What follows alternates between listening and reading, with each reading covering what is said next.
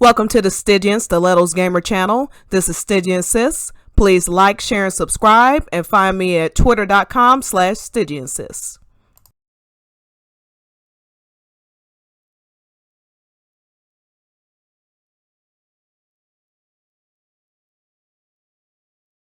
Hi everybody, it is Stygian Stilettos Gamer, aka Stygian Sis, as you know. I have my friend Mezza with me. How are you doing? How do I say that in French?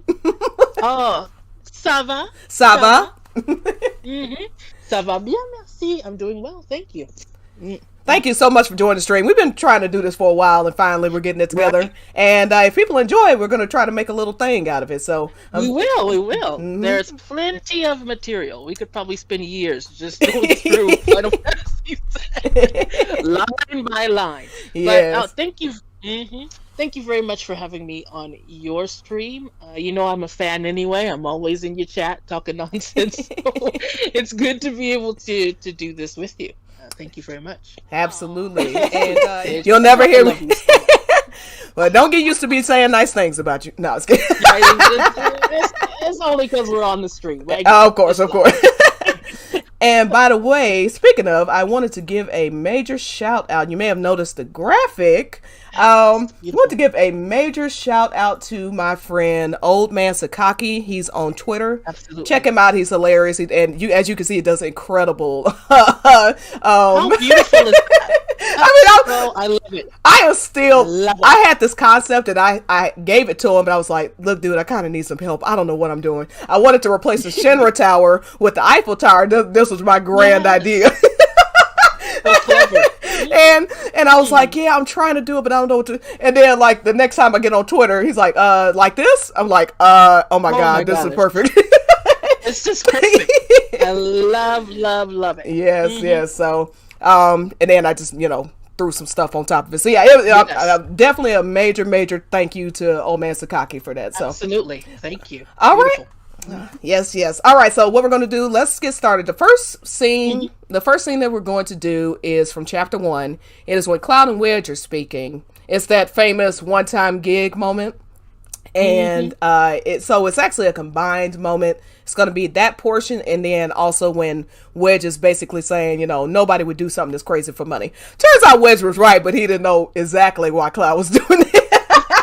He didn't have all the details. He was in the right ballpark, but yeah, that's true. You're right. Yep. All right, so we're gonna play the clip first, and then we're gonna go through it line by line. So let's go ahead and play that first clip. Je suis pas venu pour me faire des amis. Après cette mission, on se connaît plus. Je suis prêt à parier que t'es pas venu jusqu'ici que pour l'argent. Je suis sûr que toi aussi tu t'inquiètes pour l'avenir de la planète. Au moins autant Ça que... m'intéresse pas. Hein? I understood that. Anybody understood that? All right. So now let's go to the breakdown. So first off, I just love, chapter 1 was so amazing. Wasn't it? It sets the tone. It really set the tone real well, and no matter what language, you really get the feel of who these characters are. Absolutely. You could tell Wedge is that happy-go-lucky guy that probably not a lot of people take seriously, but every once in a while he has something insightful to say. Like I said with this, like he was right. Nobody would do this for 2,000 gil. That's crazy. So yeah. Anyway, Exactly. yes, it's absolutely. Anybody who's played a Final Fantasy game knows 2,000 gil is absolutely nothing. All right, so. Yes. Yes. You can. This is your ballpark. So you just let me know when to go. You go ahead and get us started, and when you just say next, and I'll get it to the next one whenever you're. And then we'll go to the next one. Okay. So first of all, I just wanted to mention. So we had, of course, the French audio. We had the English subtitles on the screen. So I wanted to mention that those subtitles that we saw on the screen in English, that represents the official sort of Square Enix translation, and that was actually translated from the original Japanese. So I just want to mention that is not like a translation of the French. right? Each translation team, as far as I understand it, they did their own translations independently from the original Japanese. So what we're going to do is we're going to look at the French, and then I'll give my literal translation of the French. And then we can also look at the official English translation, but we're probably going to see that it's not a one-to-one sort of thing. Okay, great. For sure. So I just wanted to mention that. But the first line that we have here from Cloud is Je suis pas venu me faire des amis. Voilà. Which literally would translate as I didn't come to make friends, or I didn't come here to make friends. So the official English translation, right, is this is a one-time gig. And in my opinion, we'll often see that it's kind of all pointing to the same thing. The point is, Cloud's not there to chit-chat. He just wants to do the job and go. But it is slightly expressed in a different way, in my opinion, in the French versus the official English. But at any rate, if we break it down, so the main verb here that Cloud is using is venir. That's the infinitive. That means to come. Venir. And then he's putting it in the past tense and saying, Je suis venu, and then he's making it negative with that pas, je suis pas venu. So I just wanted to talk briefly about how we put things into the past tense in French, because it's a little different from how we tend to do it in English. So a lot of times in English, right, when we want to just talk about the past, we'll say I did, I went, I saw, right? We'll use a single verb. It's called the simple past. If we want to express that same thing in French, it actually takes two verbs instead of the one. The structure looks more like I have seen, I have eaten, I have run. So we actually have two verbs. We call it le passé composé, the compound past. So here, when Cloud is saying, I didn't come here, I didn't come, it's actually je suis venu. So je suis by itself means I am, and then we have the past participle. So I wanted to, let me try and send this in the chat, just send some examples of how we would say things in the past tense in French. So let me get there. So for example, if we wanted to say I ate, I ate.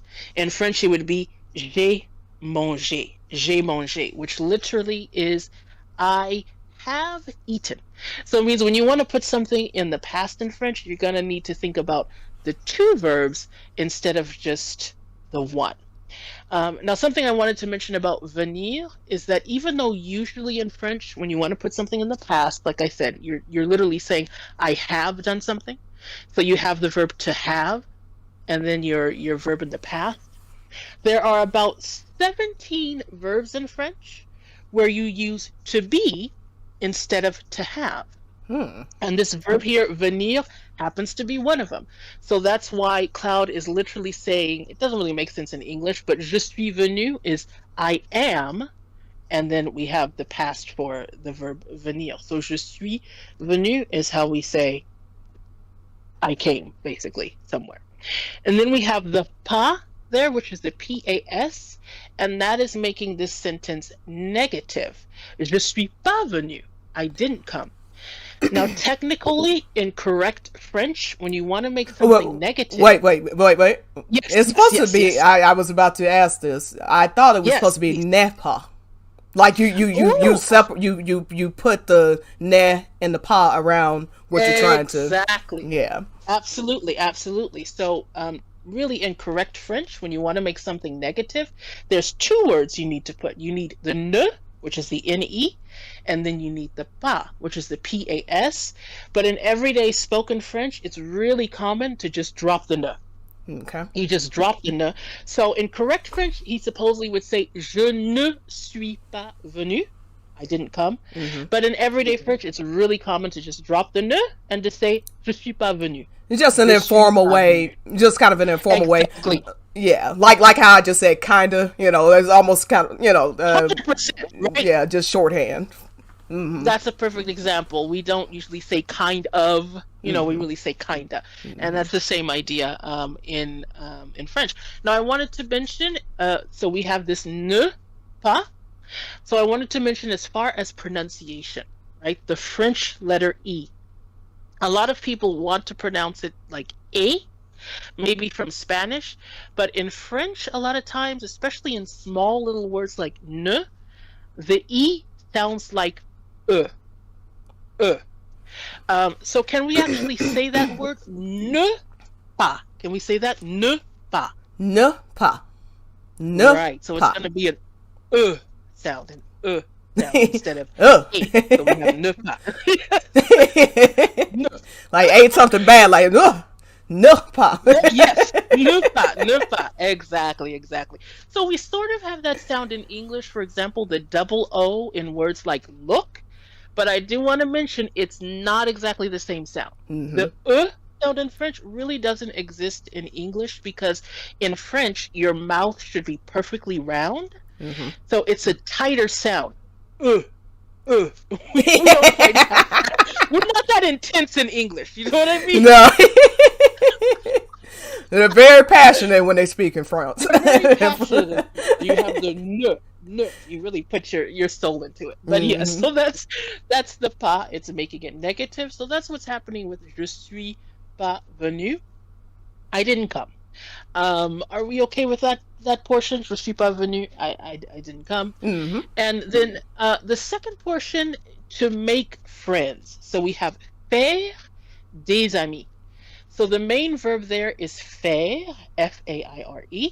In this case, faire means to make, but a lot of times in French, faire means to do. So faire has two main meanings, to do or to make.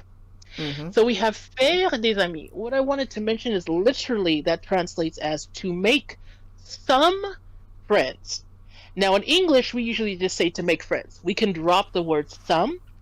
In French, usually you cannot do that. When you have a noun, you usually have to have some word that goes with it. The friends, my friends, some friends. So here I cannot drop the des, which means some. I can't just say faire ami. It's totally wrong. It just doesn't work in French. I need to have something there. I need to say faire des amis. So that's one little difference between French. You usually need some little word there to describe or to modify your noun. And also, just before the faire des amis, we see a little me, which is me. That's another example of that sound.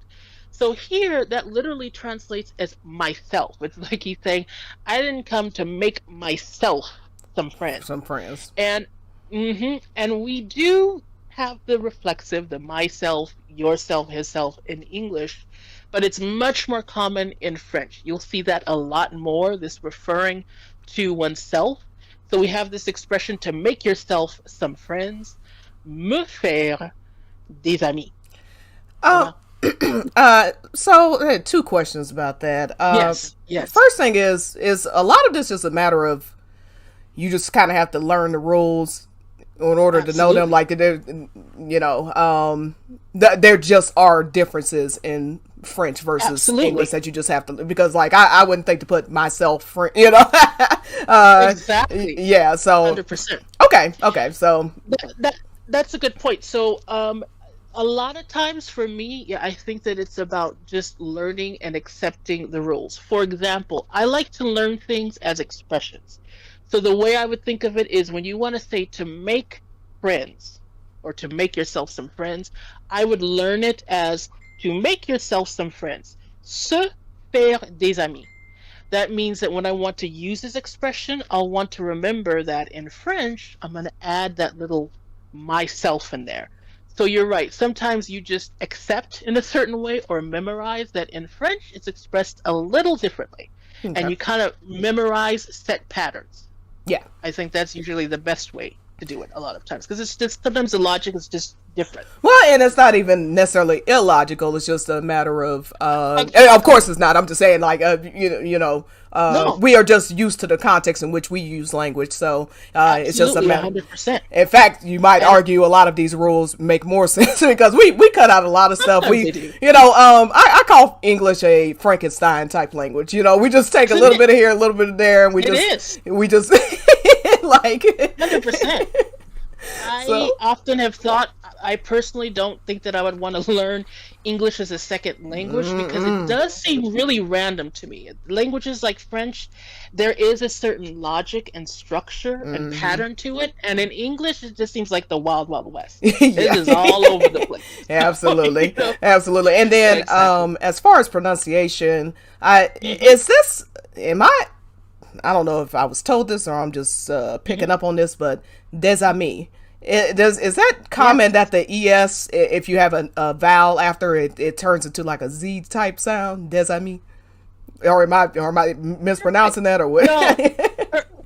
Perfect question. You're like my pet student. You're like setting me up for my next comment. That's perfect. So yes, no, you're not. That's absolutely 100% correct. So I was going to mention, as far as pronunciation, if we take those two words, de by itself, which means some, and ami, when we say de, which is des on its own, then it will be that de. We don't hear the final s. However, when we say some friends together, you're absolutely right, we'll hear the S and it now sounds like a Z. It becomes des amis. Des amis. Now, this is something that's called liaison. In English, liaison, right? When you're linking two things together. And it's the idea that you have a word where usually the final consonant is silent. But when it's followed by a vowel, you will pronounce that final consonant. And the logic is really, it's all about flow. Because if we didn't do it, we would say des amis, which is choppy and not very nice to listen to, versus des amis. The goal in French, there are literally tons of pronunciation rules and tics in French, just to make sure that everything flows. You always want it to flow. Yeah. So you're absolutely right. It's des amis, and you'll see that often. That once you combine words in French, the pronunciation will change so that it flows nicely. And that's why it's such a sexy language. They is. They think about this in advance.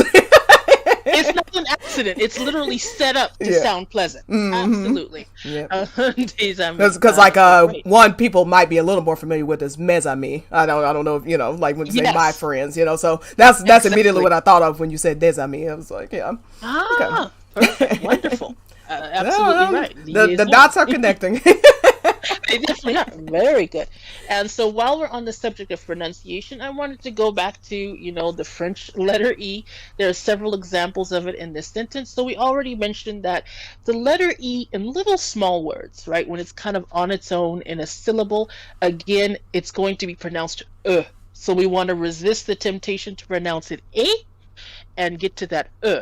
So we have the first word in the sentence, je. J-E, which means I, and a lot of times people want to say j'ai. The problem is, if you say j'ai, if I hear j'ai, I think that you're saying I have, because j'ai is actually J apostrophe A-I, which means I have. Okay. J apostrophe A-I in this case, A-I, which is I have.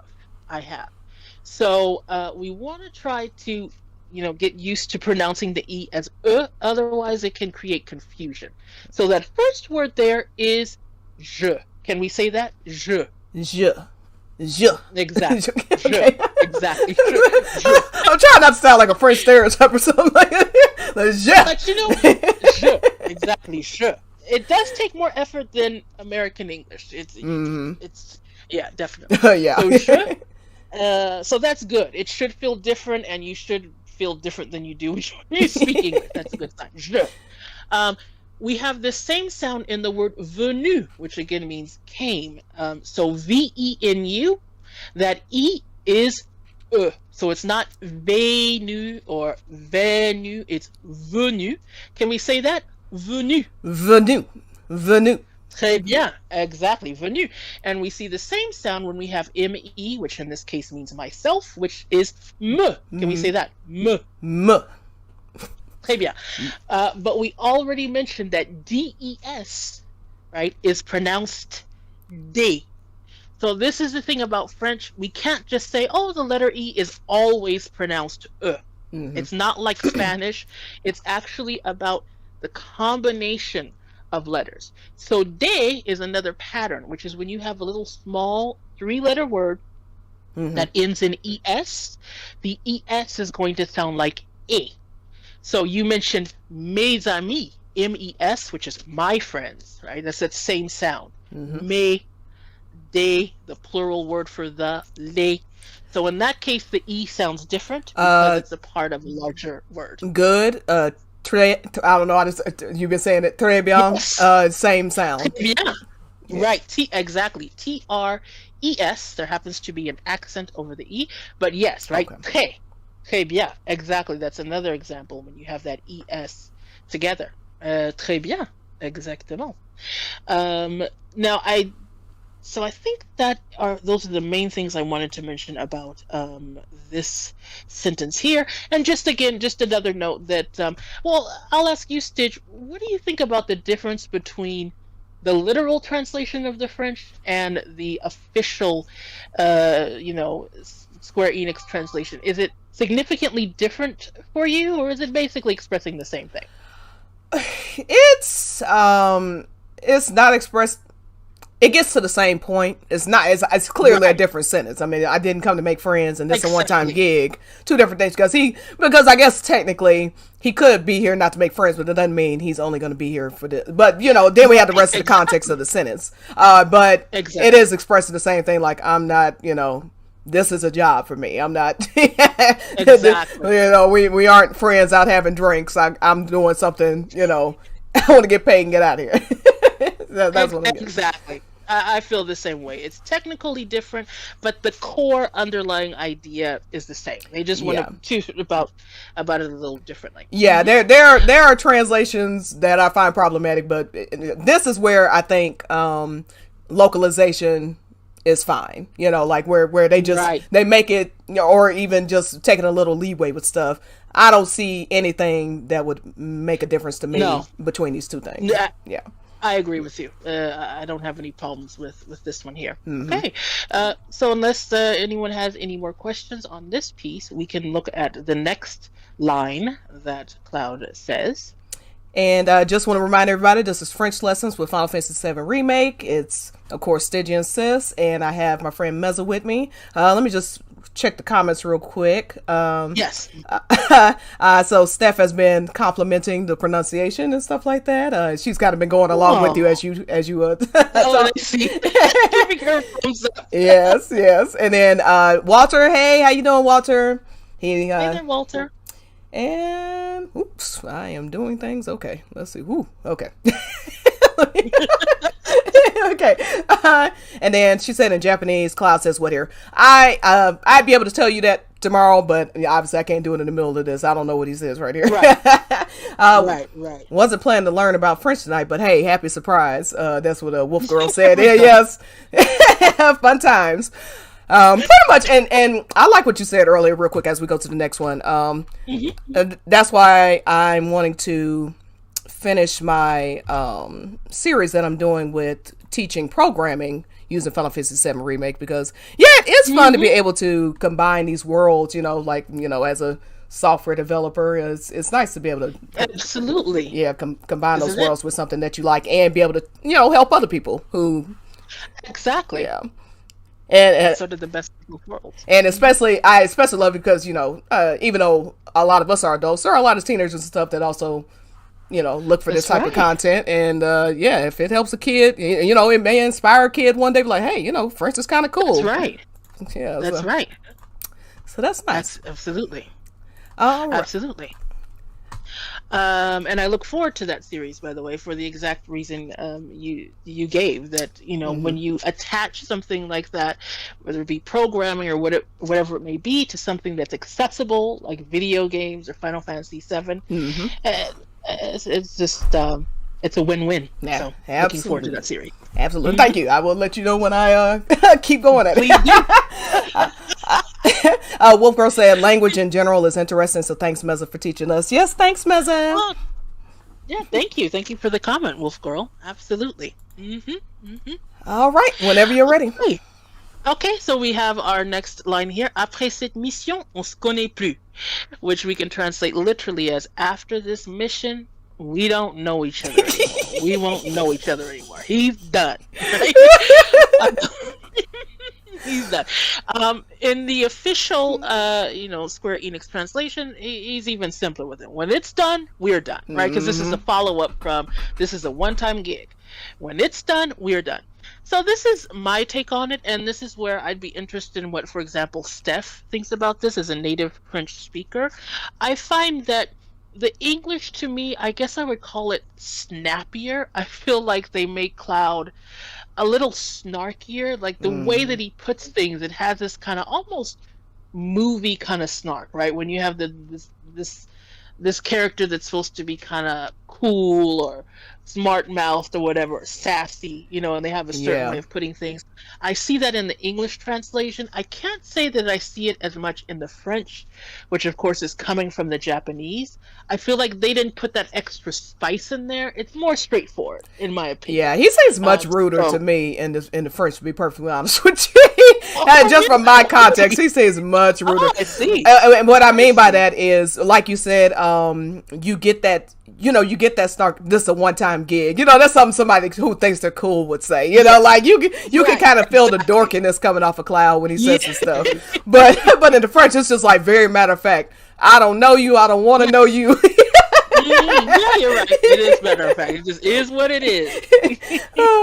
Zayana said, "Yeah, he's trying to be cooler in English. Yeah, he's just trying to, Yes. what would a hip 21-year-old say?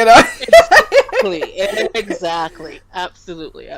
So they added that, and personally for me, it works. I like the extra little snap that they added in English.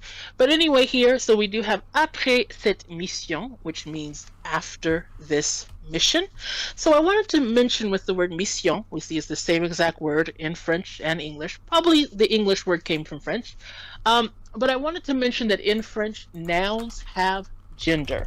They are either going to be feminine or masculine. And this is a grammatical idea for the most part, especially for non-animate things.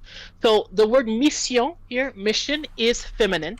Now that doesn't mean that French people think, yeah, I see the mission as a feminine thing. It has female energy. It's just a grammatical concept, which means that when you use words with mission to modify mission, they're also going to need to be feminine.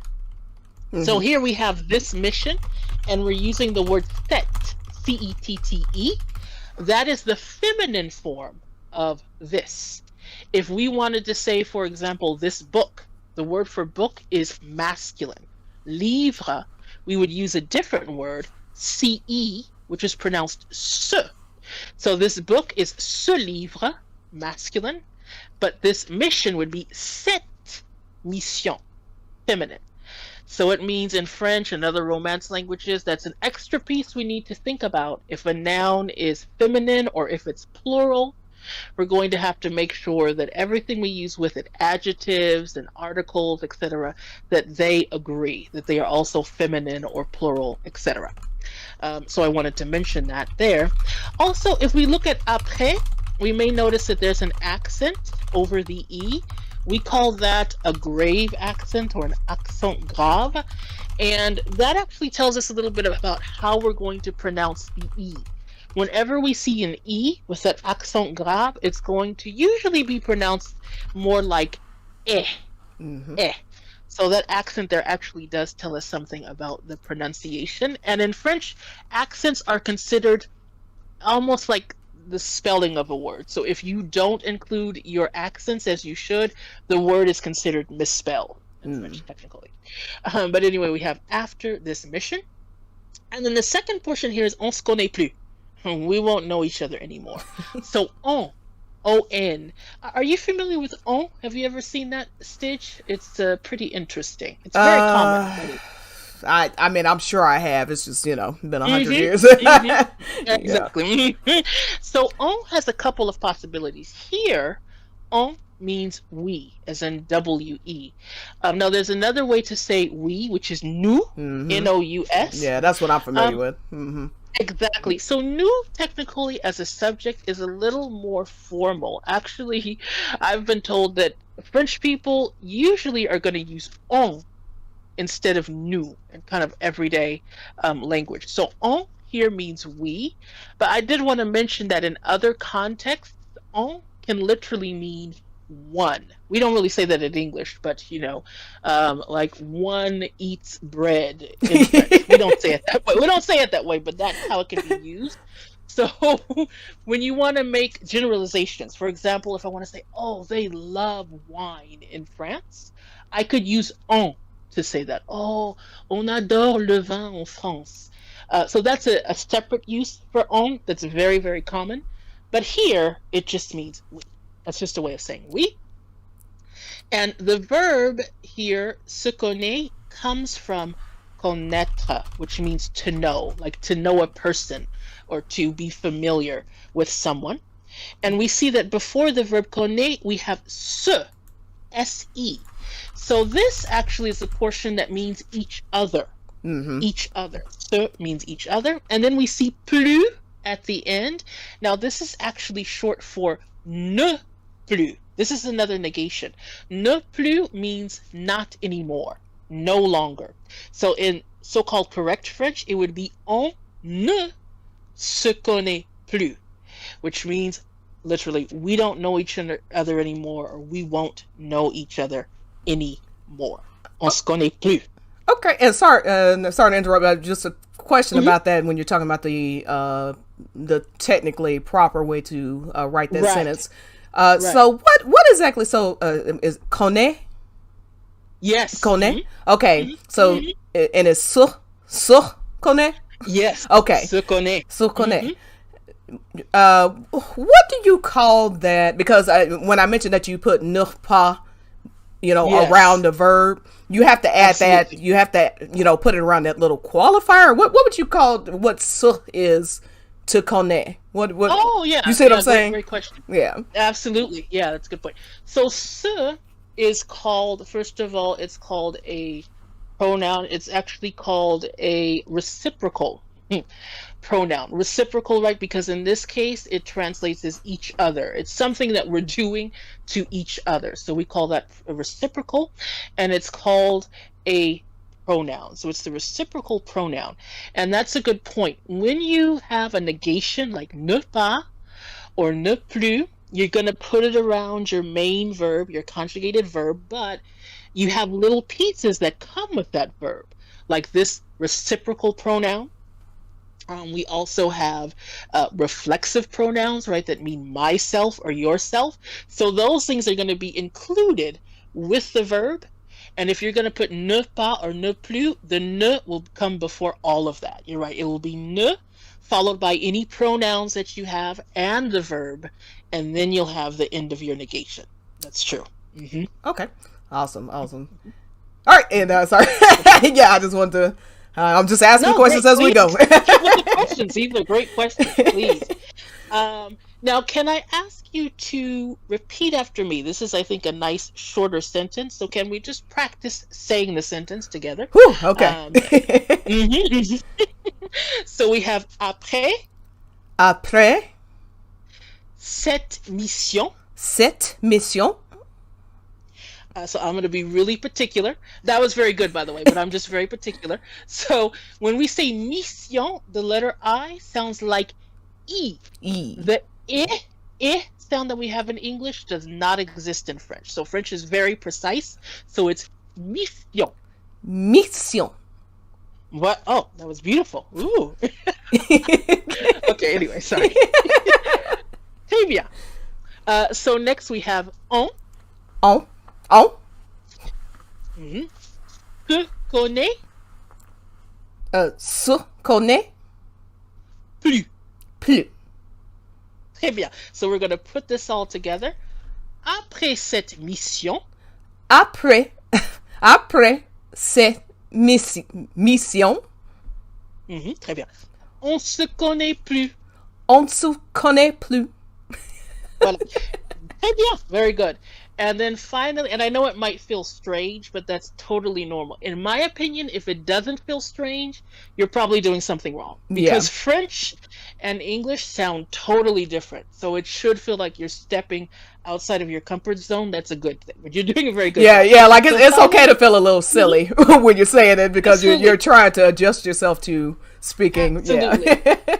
And I think that's really a big part of speaking a foreign language. You have to be okay with feeling silly, with feeling vulnerable. It's actually a big part of it psychologically. I think you have to be okay with that because it's inevitable. You know, you're doing something different. But to finish, can we now say this one more time? And this is going to be our big acting moment. You know, I want us to say it with conviction and feeling. Let's pretend we're French. Let's pretend we're Cloud for a moment. So let's put our feeling into it. And don't worry about pronunciation. This is just our moment, you know, to feel it. So, après cette mission, sorry. Somebody had made a point that maybe you want to address. Yes. You can remove the "ne" when you speak, but not when you write. Oh yeah, and that's why yes, very, very good. So that's why I think I mentioned that in so-called correct French. So yes, that means that either when you are trying to be in a formal situation, right, where you're trying to really present the best, you know, side of yourself, or absolutely in writing, yes, you want to include the ne. Us dropping the ne, it's not correct. Right? It's not grammatically correct. It's something that we do in sort of casual, everyday language. But when you're writing or in a formal context, even when you're speaking, when you really want to present yourself in the best way, that ne should be there. Dropping the ne is done, but it's technically not grammatically correct. Yes. Yes. And Gogo says, so it would be on est connaît plus. I would say it should be pas plus, right? And what they're trying to write. Okay, so that's a good point. So we're not going to have both pas and plus together. These are two separate negations. Okay. Ne pas is just the general negation. That's just the way that you make something negative. For example, I can say I'm American, je suis américaine. If I want to make it negative, je ne suis pas américaine. I'm not American. So ne pas is just the kind of general negation. You take an affirmative statement and you make it negative. Gotcha.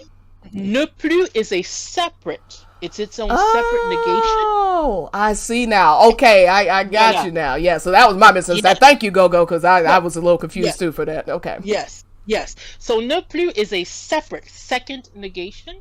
You will not need the pas. Ne plus communicates not anymore. Right, you're not doing something anymore. Okay. So that's why we, if we put the pas here, it would just be plain wrong. Double negative.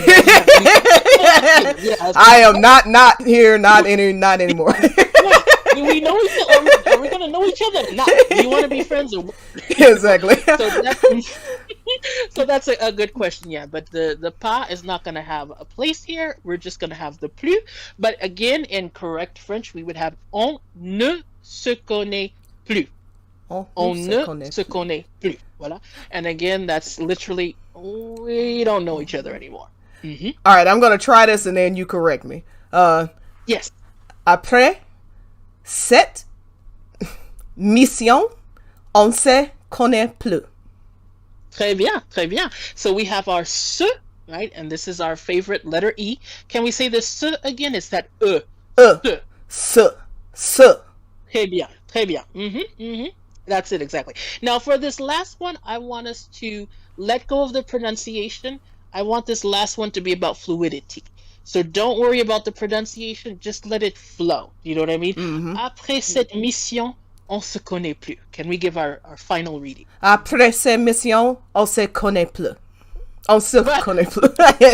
On se connaît plus. Voilà.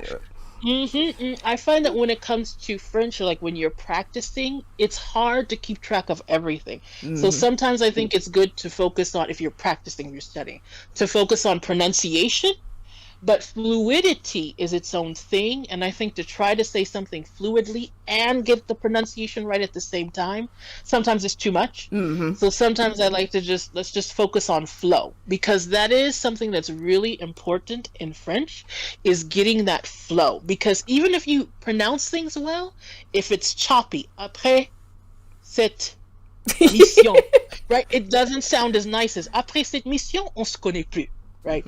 So fluidity, I think, it's its own separate thing that can also be worked on. But anyway. And Ziana said, and by the way, when I say Steph, that's her name, but I call it, so Steph or Ziana, that's what I'm talking about. She said, with the flow, we will understand. Yes. So even if you're technically saying it wrong, I think is what she's saying. If you get the flow right, they can kind of get the feel of what you're trying to Yes, that makes sense too. And I think also, in general, with any language, I think it's easier for the listener when the language flows. So I think we have the tendency to want to get everything right, and so we have these long pauses as we're trying to make sure the conjugation is right and remember all these rules. But I think when you're trying to communicate real time, it might be better to let go of that and just focus on getting the words out, because even if they're not perfect, like Steph said, if it's flowing, it's easier to understand for the listener. It's less work in a certain way. Yeah. So there's always that. Cool. All right. Anybody have any? I was gonna see if anybody had any final questions on this. Otherwise, I think we're ready for the next one. Yeah, we're ready for the next one. So, if it's okay with you, because I love Wedge, okay, but I'm all about Cloud, and for time reasons, I'm not really going to focus on what Wedge is saying. I'm just focusing on Cloud's piece. I feel like, that's already enough, unless you have any questions on the piece that Wedge says here. Oh, other than that, no, we can just go straight to 5. Yeah, that's fine. Yeah, good. So, right. of course, just to summarize, Wedge does say basically, well, you can't just be here for money, right? I'm sure you have to care about the planet. Just summarizing. But Cloud, he says, ça m'intéresse pas. Which literally word for word means that doesn't interest me. And of course, we know this is the iconic line, not interested, right? Which just means, shut up. I don't care what you have to say. Just stop talking. Right? So, talk to the hand, as they said in the 90s. Talk to the hand, Exactly. And it shows. I like seeing. I like going over this again, because now I'm. How do I say this without? Okay.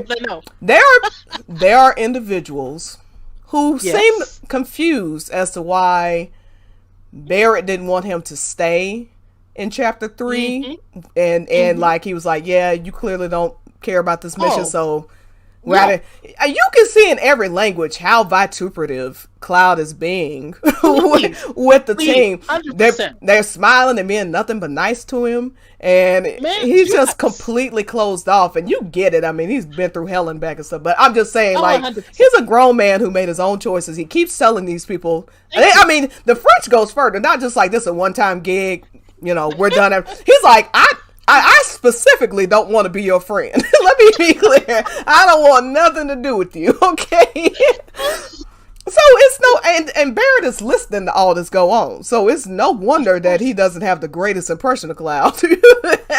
Absolutely. But I like it because and then I'm sorry, now I'll let you go. I like it because you see this evolution. You see this evolution more so with Cloud and Barrett than any other two. In fact, their dialogue they're the only dialogue that actually changes as you go through the game, as far as like battle lines and stuff like that. They go from ragging on each other constantly to they start actually encouraging each other in the later chapters. So it's really nice to see. I just love chapter 1. Anybody who played OG, and came back, it just brought this game to life. Okay. Yeah, thank you. And I wanted to follow up on that, because what you said at the beginning about loving chapter 1, I wanted to say, especially if you played OG, chapter 1 was amazing, because you're wondering in your head, what is Remake going to be like? What is it going to look like? And this is your introduction. And to me, it's a very good start. It's reassuring because it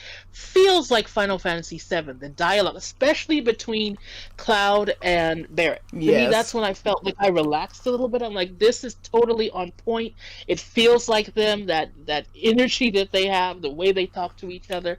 And yeah, chapter 1 is just exciting because it's your introduction, especially if you've played OG. It's like Remake is really here, and this is how it looks, and this is how it sounds. So I agree. Max Dude said something. He said, and I had the exact same thought when I was playing it. He said he said something around the lines of, it felt like coming home. And that's exactly how it felt when you saw. True. I got so emotional when Aerith's face popped up on the screen during the credits, and you see that, I was like, oh my god, this is really happening. Like, I can't believe this. and then you see the train, you hear the train track, that whole thing. Okay, sorry, I had to geek out for a second. Well, I have to say that I literally, I burst into tears. Like, literally. I was deeply crying when the game opened because it's just like, it's finally here. Because I had been dreaming about Remake for years, before it was even announced. Years before it was ever reality. They did that PS3. They did that PS3 teaser in 2000. What was it? 2007. Right. Got everybody thinking, we're about to get a remake, and then they're like, nah, we're just playing with you. Right. Playing. That's typical Square. That's classic Square. Exactly. So Ziana asked me, she says, Stiz, what do you think of Cloud's voice in French? Perfect question. I'm gonna be honest, I don't like it. I mean, maybe it's gonna grow on me. I don't like it either. I don't like it.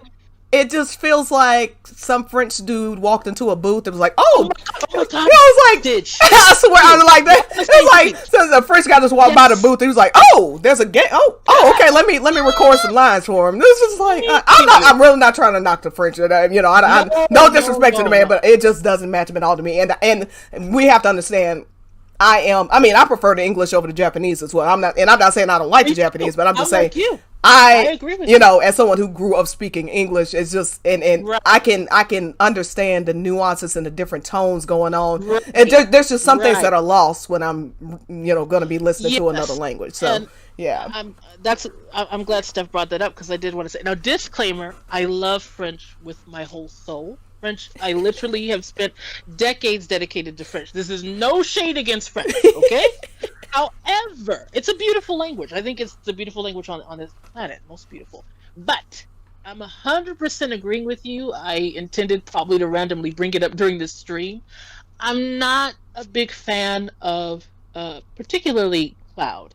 And now listen, the voice actor, I can tell that he is experienced. Mm-hmm. I think he does a very professional and polished job. Yeah. The problem is, it's like you said, the tone. I don't see that voice coming out of Cloud's mouth. To me, it skews too old in a way. It doesn't have the youthful quality. And the thing about the English that I love so much, of course, it's my native language, so I'm partial. But I don't think it's just that, because, for example, in Breath of the Wild, I've listened to some of the French. It's impeccable, because they got the voicing and the tone and the attitude right. So I just think here it's serviceable, but they didn't get that tone. It's like, that's not French Cloud for me. They didn't get, I don't think they really got the specific actor they needed to bring Cloud to life. Though I will say he's pretty spot on in that train roll scene. But I think anybody could have figured out how to get that one right. Don't even get me started on that. But Ziana actually agrees. She was like, I actually think they don't. And again, it's not, and I do want to be clear, and I'm glad you brought that up. It's not their actual acting skills that are bothering me. No. The voices just don't fit. Like, there were some voices from pre-remake where it wasn't that the voices, like, and look, God bless Rachel Lee Cook. I got nothing against her at all. I love her in Psych. I've been a fan of hers for years, but I feel like her voice was ill cast for the part. Right. That's my Exactly. problem. That high pitched, Exactly. it just didn't work for me. Thank Whereas you. Oof. Britt Baron really gives me Oh, gives you like that perfect. kindness that Tifa has, and The warmth, and that the femininity and that maturity. warmth, but there's a Yes. maturity to it. Yeah, and again, 100%. these people like they're getting direction. You know what I mean? So if anything, it Yes. falls on the people who are making these choices, Oh, not them. 100%. Yeah. It's not the So, actors at all. not No. at all. So I want to be very clear on that. That is true. Exactly. It's more to me about the casting, choosing the right person in the first place. Exactly. I totally agree. And just a random note that I will say, I've noticed this in general. So in France, it's not uncommon for them to, American shows and movies are very popular, and it's not uncommon for them to dub those shows in French. And I think it probably has to do with functionality, right? They want to make sure that everything is understandable. But I find that to be a common theme. I don't feel like they always get the actor or actress who's going to embody the person whose voice they're dubbing. I feel like it's more functional. This way you can understand what's going on. Everything is clearly enunciated. So I think it might just have to do with the way sometimes that dubbing is handled, because I've noticed that in general. Oh in yeah. French. I would say the first 20 years of dubbing around America was very similar. I mean, there was some shows you were like, who the hell? Like, did they just get this guy off the street? He just, hey, you walking by right there? Can you read English? natural. Okay, come on in here. I mean, absolutely awful dubs that used to come out of America. So yeah, this is nothing specific to France. Trust me. Yeah. But now, as I understand, now more and more they're being taken seriously because they realize that, like, why would anybody pay for you to just be putting subpar material? And I'm not even saying this is better done than anything that I used to see out of. It is definitely polished. It's professional. Yeah, it's professional. It's more in the nuances. Like, we could go further than just polished and professional. Let's get just the right tone. Yeah. And last thing I'll say, hey Yixon, he's also a fluent French speaker, and he actually is a streamer who he does his stream in French. So yeah, he's a pretty cool guy. Welcome. I know a lot of French speakers randomly. but yeah, what I will say, and this is where, because I used to defend localization a lot, and I still do to a large degree. I just don't, the localization is the problem is when you just flat out take the context of a scene out and right. just for whatever purposes you have in your mind. That's what makes me mad. But Yes. I think a part of the reason that it flows so well, because if you gave Cody Christian these same lines in the French, he's supposed to be saying, I didn't come here to make friends. Maybe that'll work, but after this mission, we don't know each other anymore. It's like, okay, the lines just don't. They don't seem that as useful either. Like there's something. It's a little too, and I don't know if that's maybe just something that, because I'm not as familiar with French, maybe some things just hard to avoid, or if it is because they were trying to be so true to the Japanese or whatever may be going on. But the English, even in parts where, the one-time gig line, it isn't the same, but it gives the same feel, and you're not losing any context with it. So, yeah, exactly. I think there's always that. Yeah, it's tricky translation because there's so much that goes into it. But I think it is finding that happy medium where you don't get too far away from the core meaning, but you want it to sound natural and you want it to flow, and so it's a balance. Absolutely. All right. Whew, that was a big deviation. But now let's get to the actual line. Okay. No. So we have ça m'intéresse pas, which starts with ça. CA, which means this, that, or it, depending on the context. That's how we can translate it in English.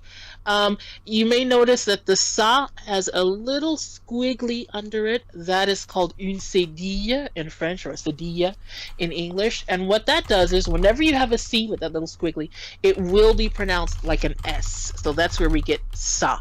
Without the squiggly, CA would be ka, which we don't want here. It is sa. Okay. And then we have our main verb is intéresse, which comes from the infinitive intéresser, which means to interest someone, to be interesting to someone. So Cloud is saying, it doesn't interest me, it's not interesting to me. And we see that little M apostrophe, that is short for me, or M-E, which in this case would translate as me. Now here's another sound thing, a pronunciation thing with French. When you have little words like me, M-E, followed by a vowel, you're going to drop the E and replace it with an apostrophe. Because otherwise we would say ça me intéresse pas, which again is not flowing very well.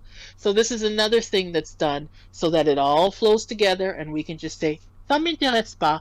And this is not optional, by the way. This is absolutely 100% just what needs to be done. We have to drop that E and replace it with an apostrophe. So ça m'intéresse. And here's our favorite pas again, right? Here's the pas, which is short for ne pas. So again, in complete correct French, it would be ça ne m'intéresse pas. And as you noticed before, Stage, the ne is going to go around not just the verb, right, but also the M apostrophe. So this me, in this case, this would be considered the direct object pronoun. But anyway, it is once again a pronoun. So the ne pas would surround both the pronoun and the verb. Ça ne m'intéresse pas. But again, in everyday casual French, ça m'intéresse pas. Okay? Not interested. Ça m'intéresse pas. Okay, cool. Yeah, and I'm over here messing up. I try to put it in the chat what you're talking about. I put sase. Okay. Would be, here we go. And what I'm going to do in the future, I'm sure there's some way as you're talking, maybe we can, are you on a phone or a, on the phone, a good old iPhone. Okay, cool. Yeah, we may have some way where you can, write the stuff out live or something, or I can write it up for you, something like that. We'll figure something out. Anyway, that's ideas we can have in the future. But yes, absolutely. And then, hi Yuki, how are you? All right, so hey there, Yuki. But yes, so it would be ça m'intéresse pas. Ça m'intéresse pas. Ça m'intéresse pas. And again, me being particular, it does sound good, but I will mention that the R in French, when it's pronounced, it always comes from the throat. It's guttural. It comes from that same place when you gargle. Way in the back of your head. Exactly. So you should feel the energy. So what I heard, which still sounded nice, but I heard a little more of the Spanish R, right? That's like a But we want the we want to take it way back. So that would be ça m'intéresse. Okay. Ça m'intéresse pas. Ça m'intéresse. Yeah, we want to feel it. We want to feel it in the back of the throat. Like when people are doing like that, Nobody actually does that. But America's under a person that's exactly. America's under a person. Somebody does that somewhere. So even I don't like that as an American. No, it's like okay, but yeah, ça m'intéresse pas. Ça m'intéresse pas. Ça m'intéresse pas. Exactly. Très bien. And so that's that. Unless we have any questions on that, that rounds out this scene. Now, I know we had another scene. If we have time, I don't know. It's up to you with timing. I'm good. You just let me know when you have to go. Oh yeah, I'm good. Yeah, no, I'm good. All right. Yeah, and then in the future, once we know kind of how long this generally takes, maybe we will do just like one scene, get one scene down. And, yeah, exactly. Yeah. But since it's our introductory episode, we can, Yeah, exactly. This is our pilot episode. Absolutely. All right, let me get the other one up here. All right. And so this is going to be chapter 9. Yes, this is that scene. The infamous nailed it, moving on. Right? He's like, please stop looking at me. Like, hey, please, Tifa. Mhm. I don't normally dress like this, Tifa. Please. Right. All right. Okay, so all right, going to. Est-ce que ça va mieux? Tifa, Oui? ça va? Ouais? Parfait. Vous... Ah, c'est pas vrai? Cloud! Ah, mais t'es maquillée et tu portes une robe! Oui, je sais, mais j'avais pas d'autre solution. Exactly.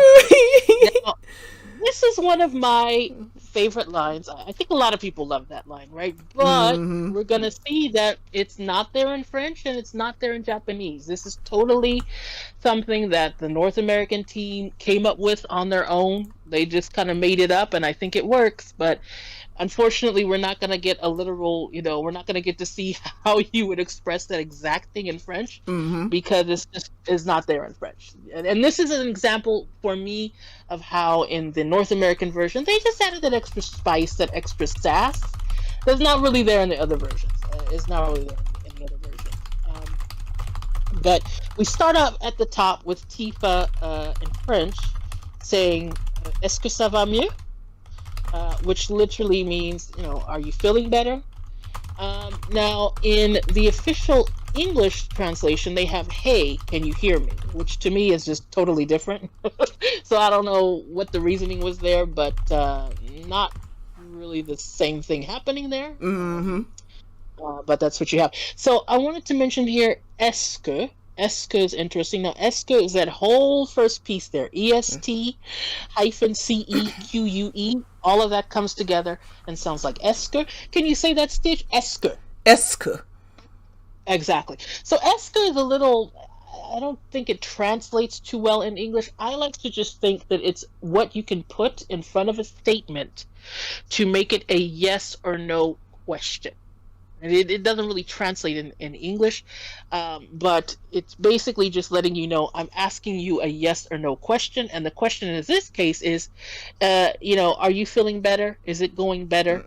So that's what you can do. You can take a statement, and if you put est-ce que in front and then use your intonation to make it sound like a question, it becomes a question. So if I say, for example, you're American as a statement, I could say tu es américaine.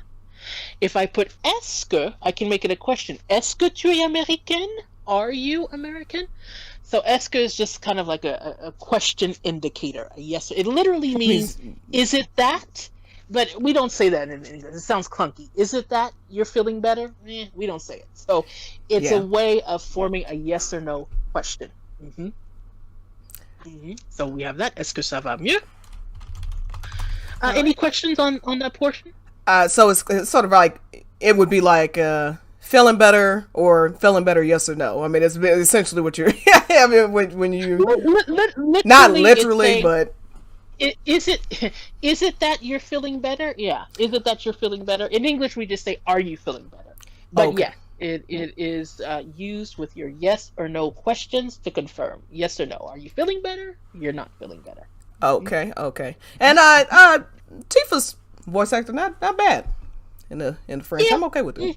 Now this is going to be a really complicated portion that we're coming up to shooting. This is one of the most difficult concepts in all of the French language. Absolutely. You could spend an hour just breaking these sentences down. The complexity, the nuances, the cultural and historical significance. So exactly. Is it Tifa? See? You got it. Exactly.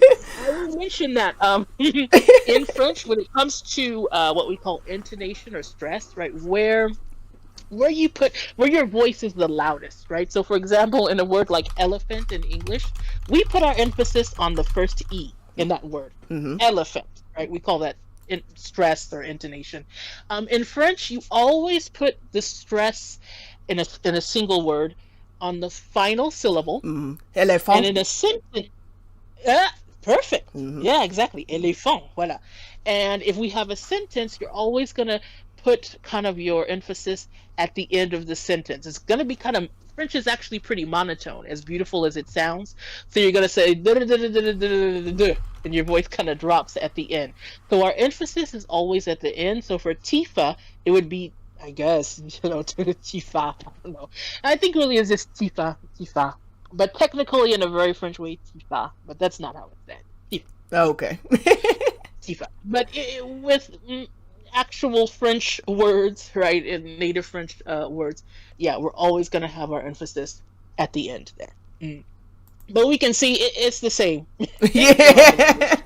Tifa is Tifa. Tifa is still Tifa in French. Tifa. So I know occasionally they did change it where, like in Japanese, Cloud would say Tifa, right? And then in English, occasionally they'd say something hey. different. Yeah, I don't know why they did that, but that's a whole other. Yeah, there's another topic, right? Yeah, there's multiple places where even in there was a English trailer where he said Tifa. That was when they had the whole back-to-back moment in chapter 10, and then they just took it out. I was like, okay. Yeah. Whatever, balance, whatever they were going for. All right, anyway. Balance is. All right, so that could be a whole other stream. All right, so our next line is Tifa's. Tifa says, oui, which means, yes. In the official translation, they just say yes. Okay. But I did want to mention that this E-U-H, it is a very, very French thing. It is the classic French way of that filler word, right? Instead of saying or you have So,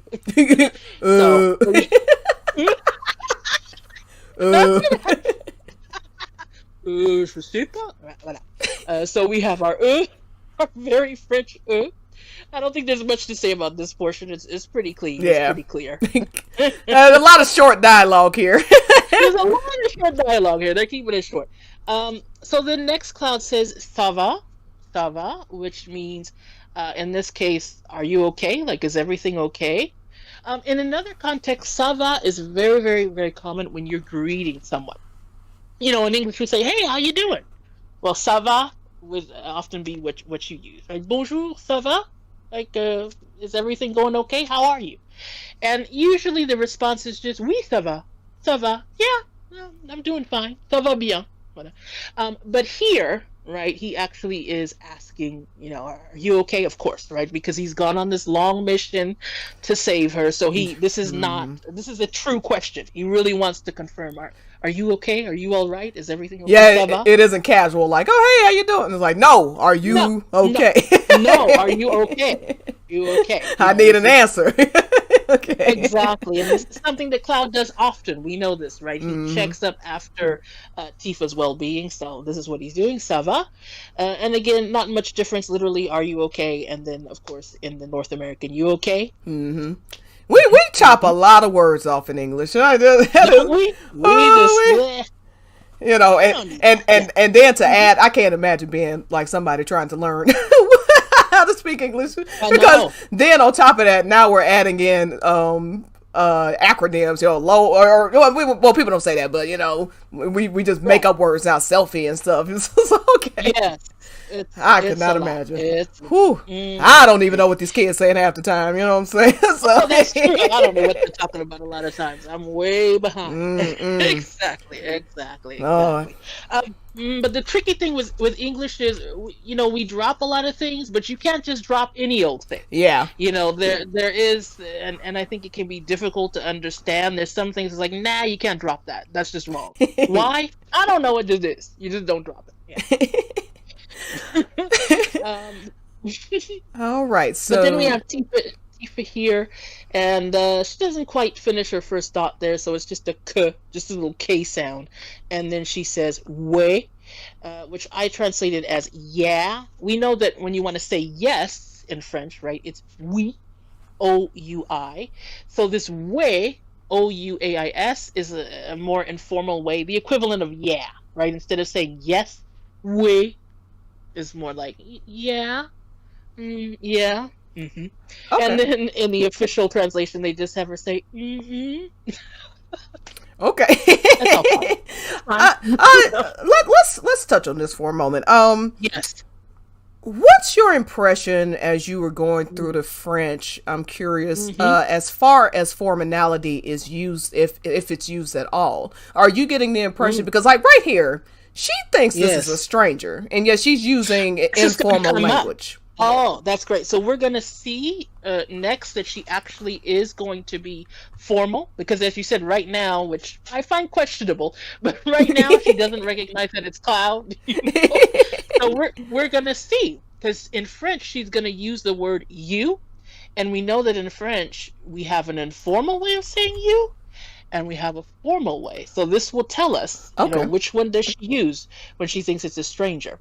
But in general, I would say with French, I feel like the idea of formality is quite important. I would say it's more important than in English, to the point where, first of all, you have two ways to say you, right? You have the informal and you have the formal.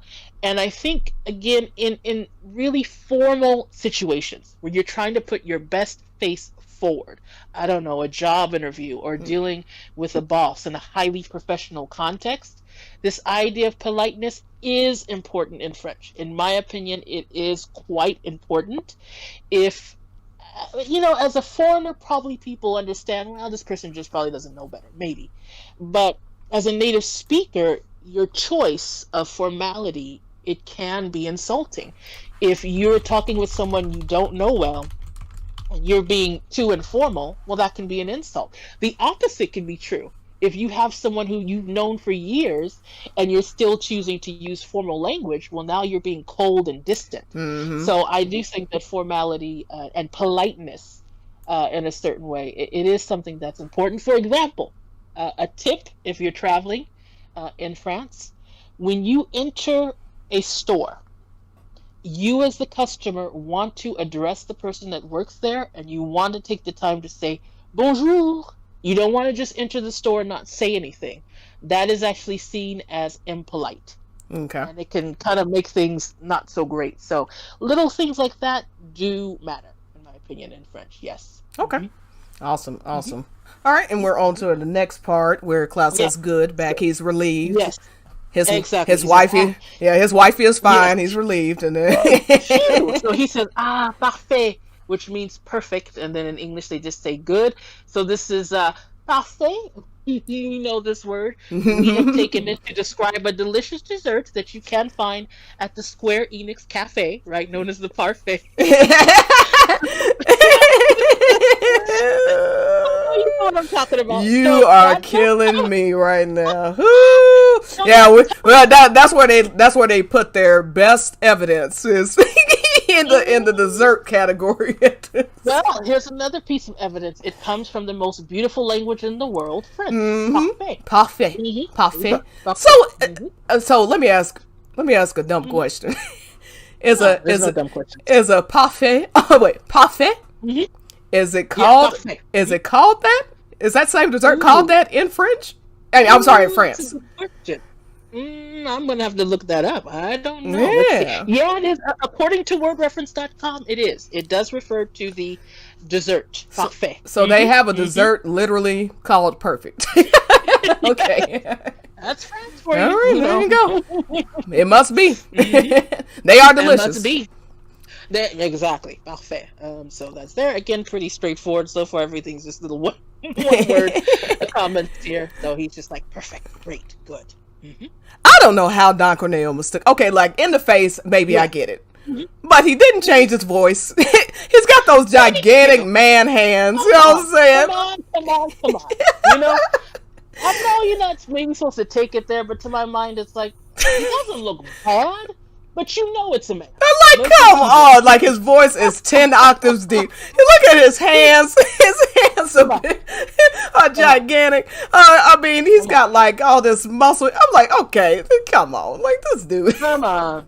You know, he's not even trying. You know what I mean? Like, it'd be one thing if he was like trying to prove. He does a little bit because he does a little. I love that he thinks that all women walk around with their hand like he's from like a 1700s period, like you know, like one of those period pieces, and the women walk with the hands. Yes, very popular.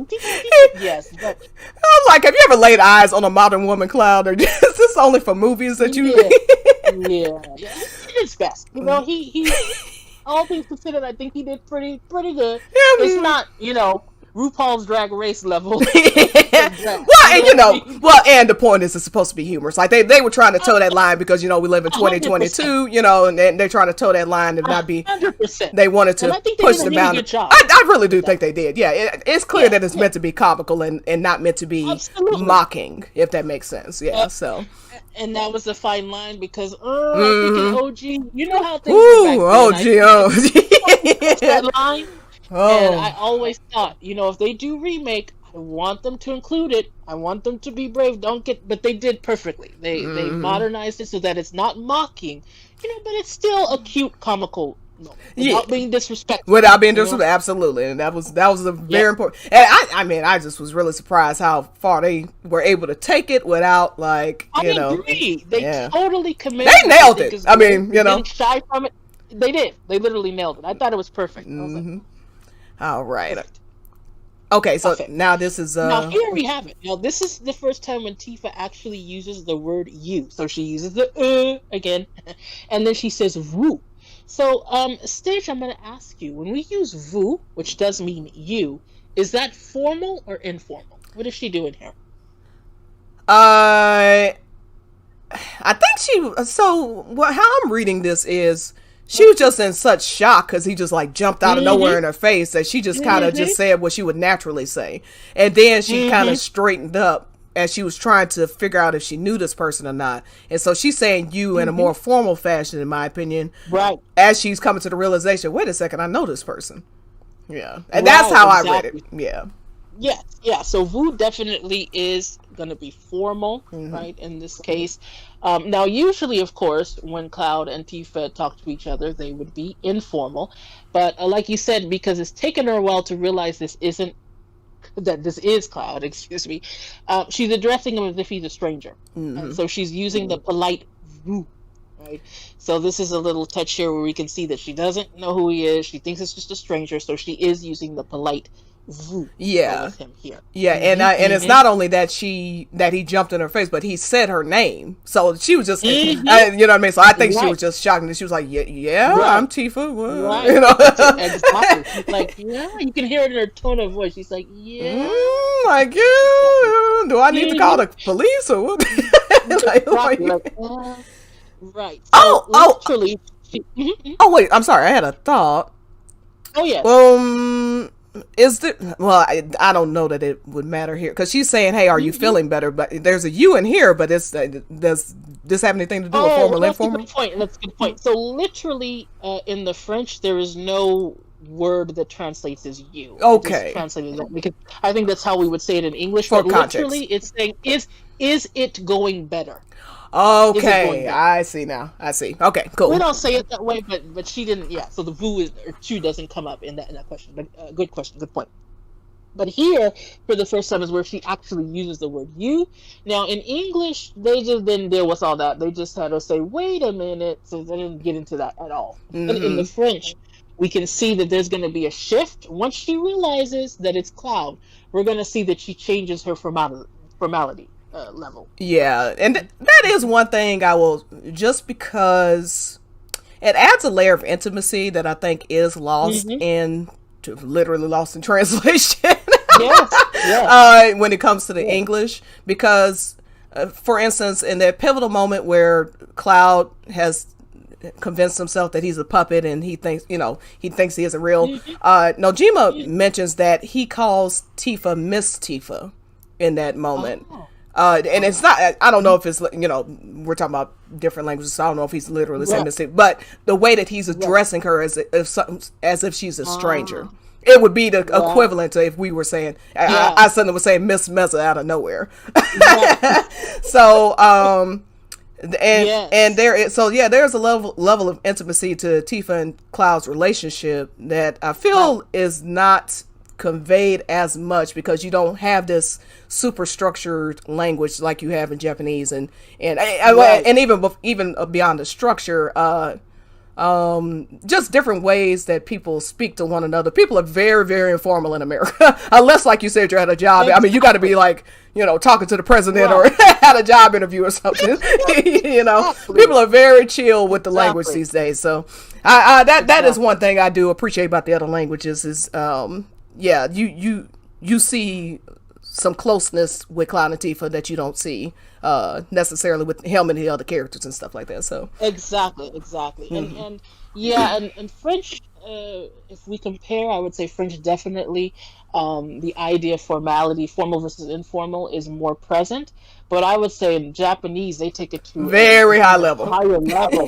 Very high level. This idea of respect, and there are several tiers and several levels, and it's not just in the word you, which actually in Japanese you usually actually don't use. You usually try to avoid that. Yeah. But in the verbs itself, there are conjugations and verb endings and verb choices and all these different ways baked into the language itself to communicate that. And you're right, it's challenging to translate that, and a lot of times they just don't, or they'll do things like you said, like use Miss or Mr. But there's just some things that we just don't do in English, so it's challenging to translate those subtleties. Yeah, even coming down to whether the person you're speaking to is older or not. It can get very granular. It can get very granular in the Japanese. Huge. In Japanese, to my knowledge, and I think it's like this in Korean as well, even a year difference can be important. If you're, maybe especially if you're younger, if you're talking to someone and they're a year older, you still might need to show them that respect. They are still older than you. Yeah, and I would love to do something like this with Hayashi. We're almost wrapped up, but I'd love to do something like this with Hayashi because I would even say the way that Cloud talks to Aerith would seem disrespectful because she is older than him. You know what I mean? Like I just wonder how people read that in the in the Japanese context. Is the way that he's speaking to Aerith. And not just Aerith. I'm talking about Barrett. Barrett's way older, and I'm sure he talks pretty. We see the way he talks to Barrett. So yeah, that would just be a great analysis in general, just to see those different nuances. In that note, I will mention that as far as I can see with Cloud in French, he always, that I've seen, if there's an exception, I haven't noticed it, he always tends to use the informal tu with everyone, regardless of whether he's just met them or what have you. I personally, maybe I missed it, I've never seen an instance of him using vous, which fits with what you're saying with Cloud not being at this point the most polite or respectful person. So he doesn't really respect that idea that when you're talking to someone you don't know, or that's not his thing. He usually uses tu with everyone. Even when I checked purposely, I think when he's talking to Aerith's Elmira, I was just about to ask. I was just about to ask if he did. You know what he does? I think he just uses her name. He didn't. I noticed in French, he didn't use the word you, so you can't even test it, so to speak. He just calls her by her name, or just doesn't address her directly. So I've never noticed him using vous in French. Yeah, and I'm sure it's not a perfect, straight, like we said, different languages, different contexts. There may be a lot more of stuff like that in the Japanese that we simply wouldn't pick up on. Exactly, that you just wouldn't. Exactly. All right, and then let's expand this a little more. Let's see. So Tifa is starting to catch on. And so she says, and by the way, I think it's super cute because she catches on because she notices the way that he's sitting. For people who don't know, you probably know, but Cloud sits like that a lot. And so that's when it dawns on her, like, wait a second, hold on. I think that's Cloud. Wait a minute. I mean, it's even comical that she didn't catch on that was Cloud. But that's the point. I think it's meant to just be funny. Yeah. Because I was like, come on, Tifa. It's not supposed to be taking that deep. But I was like, it's not. It's just meant to be comical. Yeah, so, all right, but yeah. Here we go. But so she says, c'est pas vrai, Cloud, which literally means it's not true, which again sounds clunky in English, but it's like, No, it can't be. Cloud. And in the official translation, they have Cloud. Is that you? Mm-hmm. Yes. It can't be. Yes, it can't be. Mm-hmm. Yeah, Cody. And, Yeah, Cody said that Cloud had that line in advance, what he was going to say to her, because he knew eventually she was going to see him. Right, so he had it ready to go, exactly. And I wanted to mention once again, we're making this negative, right? If we wanted to say it's true, it would be c'est vrai.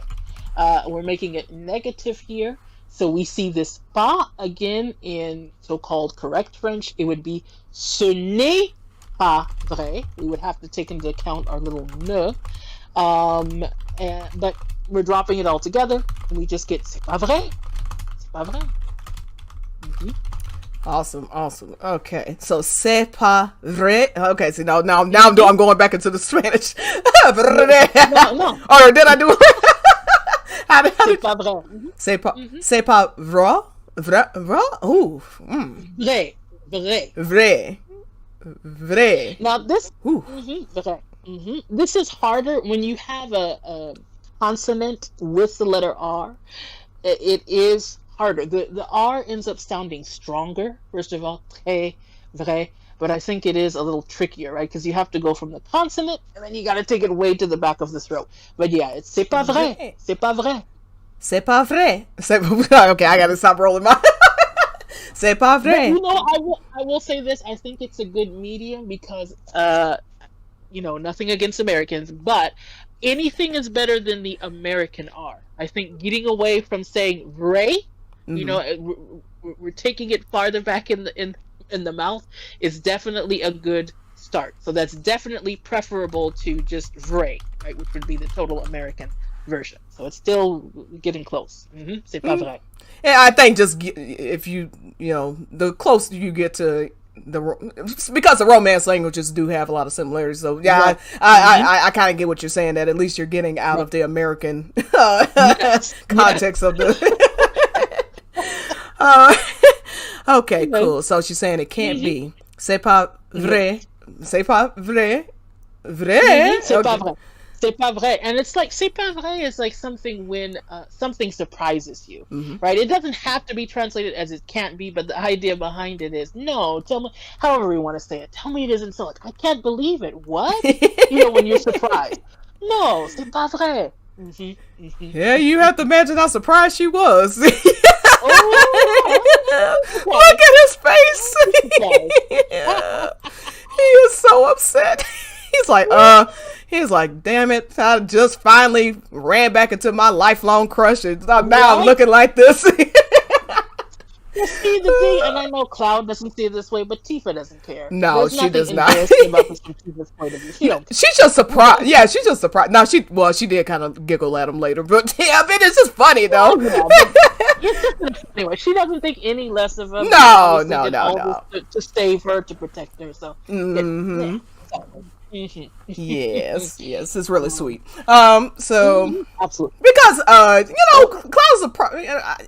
is the right type of masculinity where he's prideful, but he's not toxic with it. Is like I love his relationship with Andrea, not me, unfortunately, but the Andrea in the game, because a toxic dude would be like, "Oh, get your hands off me! Don't do that." Cloud was like, "Look, I gotta go save my girlfriend, whatever." And like, whatever's got to happen. Yeah. We're cool with it, exactly. And I love that he thanks him later. That is so sweet. In fact, I would love to do that on one of the episodes. What that little piece of dialogue. I'm curious what he says in other languages.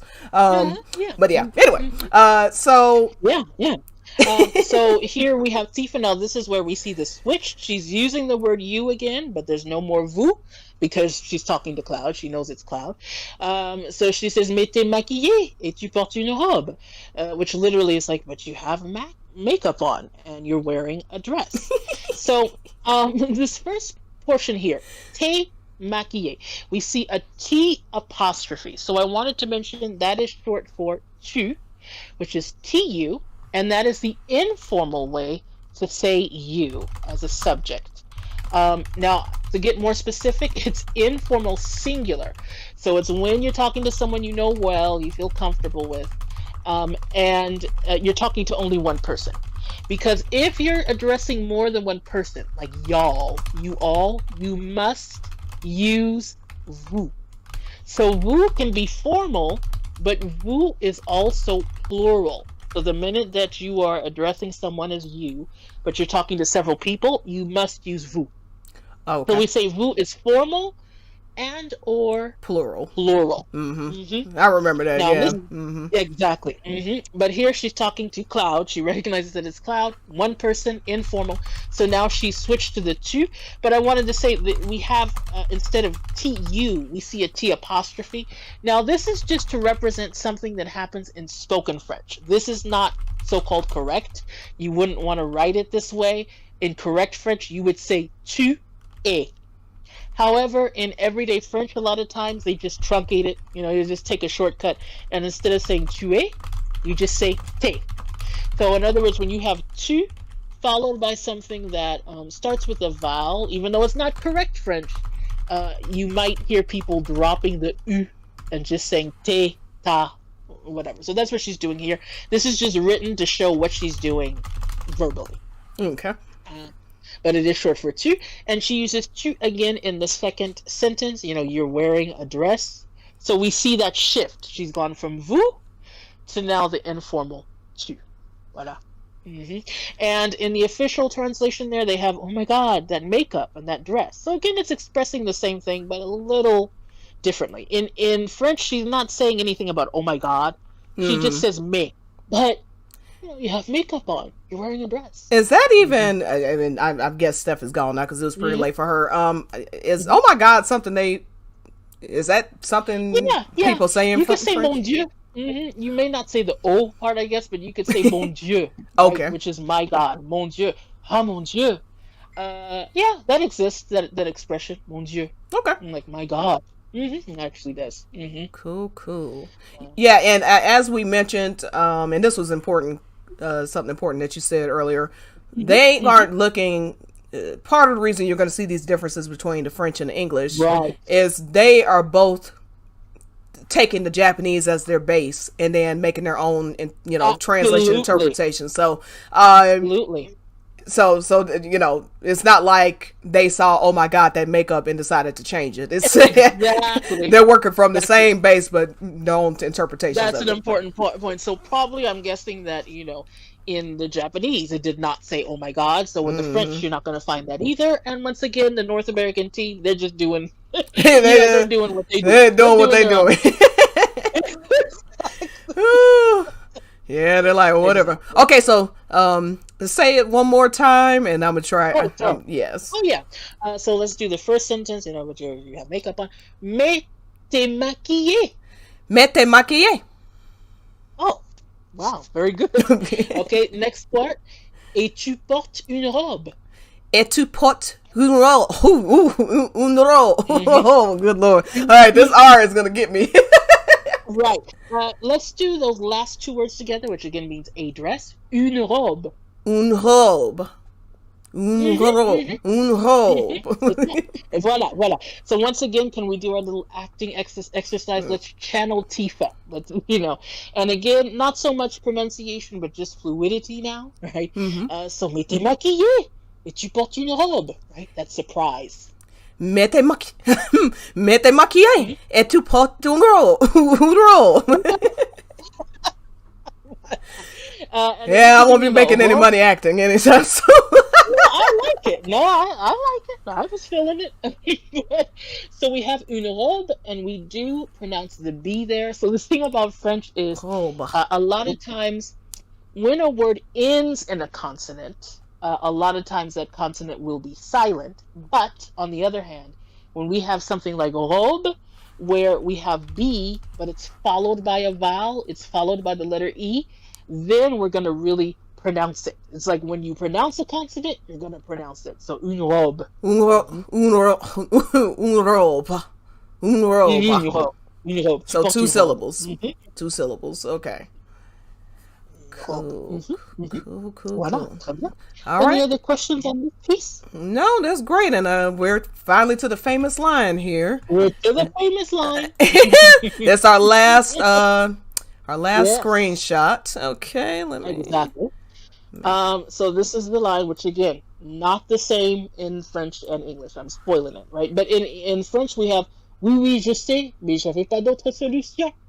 Which literally is like, yeah, I know, but I didn't have any other solution. Like, there's no other way. And I did look up the Japanese in the past to see, and yeah, the French and the Japanese are about the same. In Japanese, it's the same idea. Like, there was no other way. There, it was the only way. So the no that I know, thank you, moving on, that's just the total, which I like. I love Yeah, that. yeah. That's just, again, that's the North American team just doing her own thing. And I'm telling you, they made some great line choices in some of this stuff. Yes. Because and maybe, and this is just a total lack of knowing French, what would you call it? Sayings or whatever you would say. Like nailed it as a saying, now there's a word for it, but you know what I'm talking about. Right. They did a great job of adding just natural, how people would naturally talk, especially young people to one another, or people who are talking less formally, stuff like that. But yeah, that's right. Nailed it. Like that's a great line. Like nailed it. I know. Okay. All right. Let's stop talking about it. I know I'm good, but let's not talk about it. I don't want to talk about it.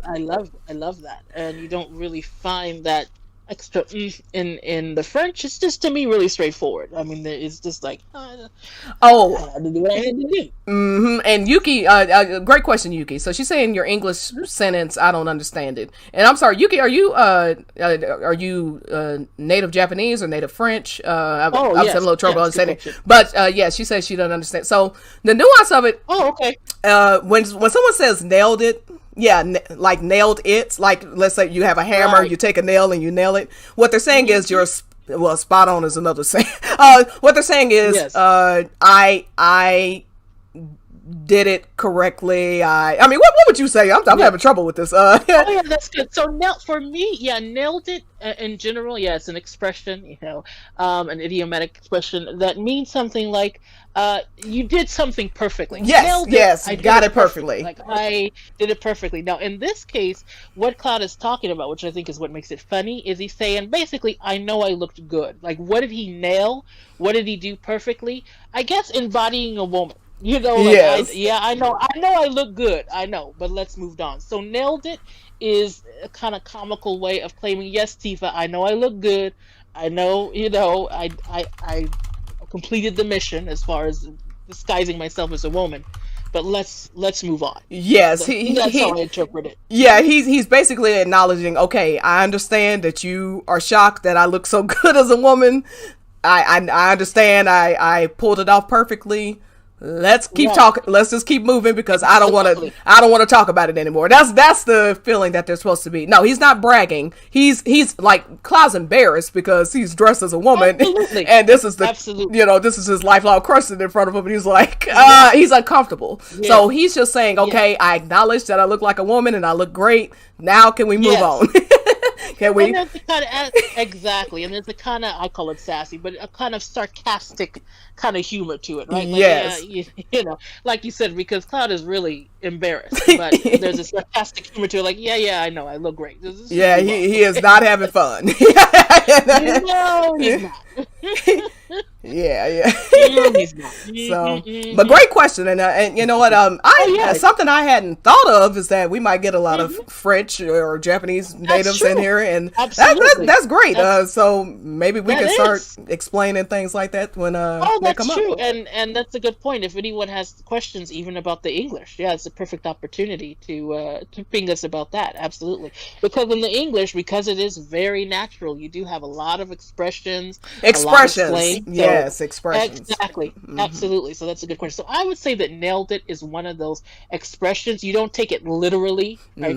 It's expressing something else, which again means that you did something perfectly. Yes. Hit the nail on the head is the same type of deal. Yes, it's coming from that idea. You might hear someone say spot on, and you can say he or she is a French native. So yes. Okay, I see.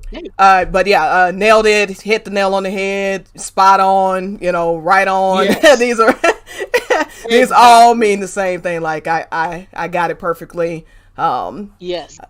And But in this particular context, yeah, it's in part in line with his tone is, all right, I got it. Let's get to the next topic. Exactly. There's definitely a sarcasm here. So like Stitch said, he's not literally bragging because he doesn't literally really think that he looks good. But this is part of Cloud's way. He has a kind of smart mouth, kind of sarcastic way to him. I mean, Franklin's one of the smarter, and I mean smarter as intelligence, like snippy or sarcastic lines that he says It's very snarky. It's very snarky. It's very, because he normally doesn't take this tone with Tifa. That tells you like he doesn't want to talk about this. He's just like, let's just keep it. Yes, and that's true. That's another. Well, I know we're going out, but I will just say I love that difference in the way that Cloud is with Tifa, because he's a piece of work at this point. But with we know how he is. Yes, but with Tifa, with few exceptions, he's really respectful and kind and patient, and I just love that contrast. That was very deliberately done, and I think it was beautifully done. Beautifully executed. Or they nailed it. All right, so they nailed it. All right, so I'm sorry. Go ahead and continue your commentary on this. I want to attempt to say this line. Oh, yes, yeah. So the only other thing that I want to mention, probably just as an offhand thing here, we have je sais, which is I know. So I just want to mention as an aside that to know in French, there are two possible verbs. In this case, we must use the verb that they use, je sais, but I just want to mention that there is another verb that means to know. We actually saw it earlier with Cloud when he said on se connaît plus. We won't know each other anymore. So the other way to say to know is the verb connaître, but here they're using je sais, which comes from the verb savoir. So in French you have savoir and connaître, which both means to know. The difference is connaître usually means to know a person. It's like to be familiar with, meaning you met this person, you know who they are. Or you can use it with a place, meaning that you've been to that place, or you're familiar with that place, or you've heard of that place. So I can say things like je connais Stitch, right? I know Stitch, right? I know her. Or I can say je connais Paris, which is Paris, meaning, oh yeah, I've been to Paris. Or you can use it to talk about a movie, meaning, I've heard of that movie, or I saw that movie. So that's when we use connaître. Here, though, we're using a version of savoir. Now, you use that to say that you know something to be true. You know that something is or isn't the case. So here, right, Cloud is saying, yeah, I know, meaning whatever. Yeah, I know I'm dressed like a woman and yada, yada, yada. Let's move on. But also you can use it in other contexts when you want to talk about knowing how to do something. If I want to say I know how to swim, which isn't true, but if I wanted to say it, I would say, yeah, we share that. But if I were lying and said that I did, it would be juste nager. I know how to swim. So to swim is nager. So we use this savoir when we want to say we know how to do something, or we know that something is or isn't the case. So I'm just mentioning that in French there are two ways to say to know, and we actually saw both of them today. One from Cloud and both of them from Cloud, actually. Mm-hmm. Yeah, that's awesome. Yeah, it's nice. It's nice to be able to tie back what we previously learned with this. Nice tie-in. Mm-hmm. Why not? Mm-hmm. And now, did we want to try to say this? Yes. Final performance. Okay, so we'll do the same thing. We'll do it slowly, and then we'll bring it all together for the great finale. So we start off with oui. Exactly. Je sais. Mais. So we have rhyming there, right? C'est, mais, the same kind of sound there. Okay. And then another same sound. J'avais. There's a lot of A's. Mais, j'avais. Pas. D'autres. D'autres. Nice. Solution. And the SO at the beginning has that O sound. Solution. Voilà, très bien, très bien. So we're going to put all that together now. Oui, oui, je sais. Oui, oui, je sais. Voilà. Mais j'avais pas d'autre solution. Mais j'avais pas d'autre solution. Très bien. So going back to the last 2 or 3 words, right? We have the D apostrophe, etc. D'autres. So the AU in French sounds like O. Oh, D'autres. d'autres. D'autres solutions. Mais j'avais pas d'autre solution. Solution. And can we go back to d'autres? Because we have our lovely R. D'autres. D'autres. D'autres. D'autres. Woo! Yeah, okay. Yeah, it's tough. D'autres. So we hear the T, and then we go into the throat. D'autres. D'autres. D'autres. Okay. D'autres. And in my opinion, with certain words, this one in particular, I said that French is very monotone, which it usually is. But to my ear, words like this, there's a little swing to it, right? It's like we hold the first portion a little longer. D'autres. D'autres. D'autres. D'autres. D'autres. So now can we try this again? And now this time I don't want us to worry too much about pronunciation. This is just for fun, right? For fluidity and attitude, right? So let's channel Cloud, snarky Cloud. But oui, oui, je sais, mais j'avais pas d'autre solution. Oui, oui, je sais, mais j'avais pas d'autre solution. Okay. Oui, oui, je sais, mais j'avais pas. Oof. Okay, there's a lot of words. Okay. Let's see. Yeah. Oui, oui, je sais, mais j'avais pas d'autre solution. Okay, that's the best you're gonna get out of me tonight, huh? That's a good start. We're on the right path. I get it. I'm sure somebody will understand me. Nope. Très bien. Nice. All right, and to finish it off, let's just watch those, since they're just super short clips. I'm gonna watch those one more time, so y'all, now that we've gone through it, y'all can just hear it again and maybe pick up on some things that Mezza said about them. So it'd be cool. Oh, well, maybe not. Est-ce que ça va mieux? Maybe in order. That'd be good. Yeah, okay. Je suis pas venu pour me faire des amis. Après cette mission, on se connaît plus. Je suis prêt à parier que t'es pas venu jusqu'ici que pour l'argent. Je suis sûr que toi aussi tu t'inquiètes pour l'avenir de la planète. Au moins autant Ça que... m'intéresse pas. Hein? He is not interested at all. Not at all. Est-ce que ça va mieux? Let's go see. Tifa, Oui. Est-ce que ça va mieux? ça va? Ça va? Ouais. Ok. Ouais. Parfait. Parfait. Vous... C'est pas vrai? Cloud! Oh, mais t'es maquillée? Et tu portes une robe? Oui, oui, je sais, mais j'avais pas d'autre solution. He said that very quickly. J'avais pas d'autre solution. He said that very quickly. He was like, please stop talking about this. All right. Excellent, excellent. All right, that was a lot of fun. Yeah. I know. I really like that. Yeah, this one ran about 2 hours, but like I said, what we might do is just break it up. Just do, now that we kind of got a flow going, and we got kind of introductory stuff out the way. Yeah, I think we just pick a one nice scene to do. I'm sure people would love to do stuff like the flower scene or stuff like that. Oh, yeah. Yeah. And then, but this would be really fun. And somebody also suggested in the comment section that maybe one day we could even do where we can do a 3 language comparison: English, Japanese, That's and what French. I was thinking. I was thinking that too. That would be so cool to do English, Japanese. I think that would be a lot of fun. Yeah, I'm sure Ayashi would be totally down for doing that. So that would be great. But yeah, I want to thank Mezza so much. I want to let me thank everyone in the comment section as well. So Alger, sorry if I get these names wrong. Donovan, thank you. I really appreciate you watching.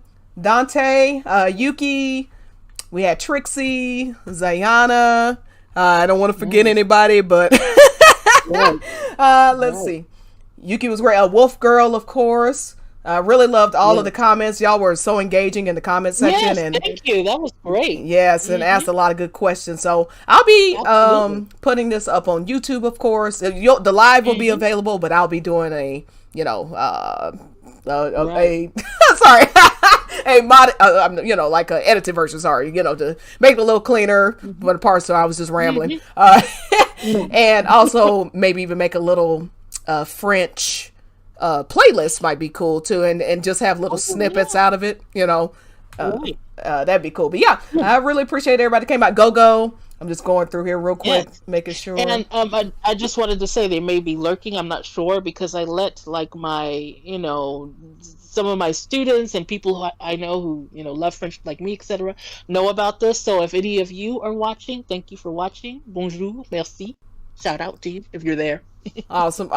And Yixon, yes, thank you. I think I got everybody, but yes, appreciate it so much. And you know, just stay tuned, keep in touch with like my Twitter account, and you know, I'll let you know the next time we're going to do this. I think it went really well, and something we'll want to do again. I really enjoyed it. Absolutely. Awesome. All right, everybody. See y'all later. Have a good one. See you later. Bonsoir. Bonsoir. This is Stygian Stilettos Gamer, and I am # out of here, honey.